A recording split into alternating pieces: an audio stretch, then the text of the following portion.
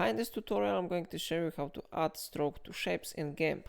So if you want to do it, first we need to create a new shape. So for example, I will add a new rectangle. We need to click on Rectangle Select Tool and then we need to draw a simple rectangle. Now I need to change the color, so I click here and I select black color. Then I click OK and we need to change tool to Bucket Fill Tool. Then I select here FG Color Fill and I click here Fill Wall Selection.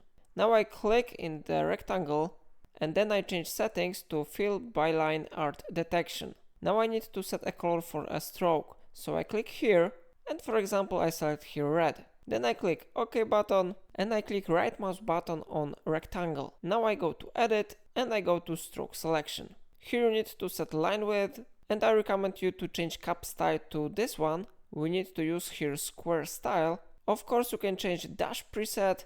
I will use here line, but you can use another types if you want. So I click here and then I click stroke. And how you see stroke has been successfully added to our shape. So it is how it works. If I helped you to do it, remember to like this tutorial and subscribe my channel. Don't forget to buy me coffee from link in description.